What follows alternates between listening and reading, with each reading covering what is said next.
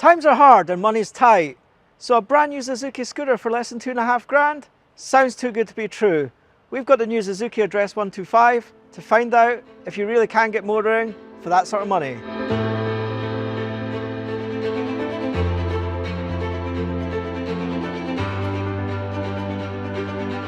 The Suzuki features a simple but well-proven air-cooled engine. It's new to Europe, but they've made around 5 million of them. They call it SEP, or Suzuki Eco Performance, and the engines are similar to ones used in other markets. It only makes 9 brake horsepower, but it weighs very little, and the way the gearing is, actually, it's got enough acceleration to stay ahead of the traffic away from the lights. It's a nippy little scooter and it's happy around town.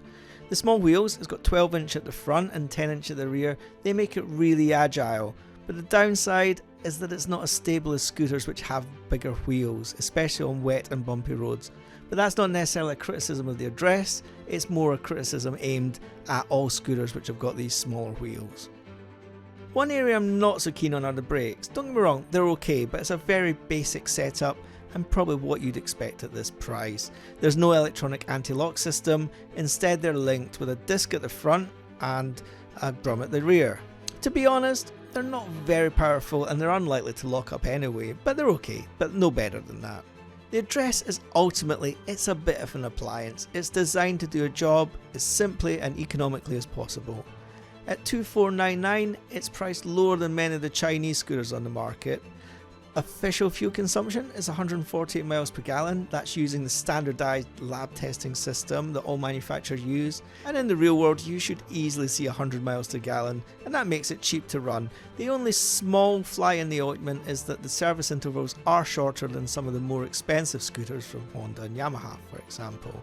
So if you are doing higher mileage, you might find that some of the savings that you make initially by buying the Suzuki are offset by some additional servicing costs, but you need to look into that yourself. And when it comes to refueling, the petrol tank filler is unusually right at the back. That means the 5-litre fuel tank takes up some of the underseat storage space. But at almost 22 litres, it's still a very usable storage space and you can carry groceries and the like there. There's also the option of a top box, which is now 27 litres, and that's handy if you want to leave your helmet with the bike when you park up. There are also 2 handy hooks in the front footwell area and you can attach carrier bags to them as well, so it is really quite practical. The benefit of that rear mounted fuel tank is that it does leave a really nice big space at the front in the footwell, where many of the scooters have their fuel fillers. This is nice and flat footboards, and that means you can carry bags if you want to use those hooks, or just enjoy the extra legroom it gives you.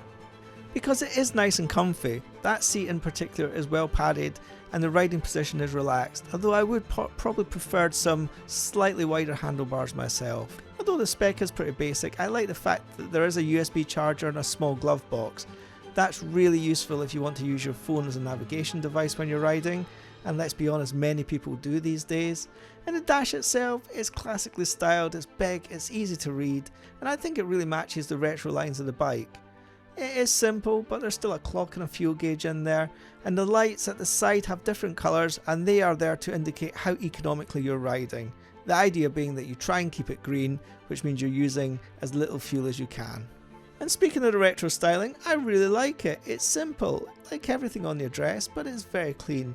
There are 3 matte colour options, all of which I think look great, and there are a couple of chrome accents which really make it pop. So we spent quite a bit of time on the new Address, and it has to be said that for 2.5 grand or a pound under, it absolutely ticks all the boxes. Yeah, you know, well, it could be better at this, it could be better at that, but it does its primary job incredibly well. It gets you from A to B for not a lot of money. Fantastic job by Suzuki. Read our full review on the site, Inside Bikes. Thanks for watching.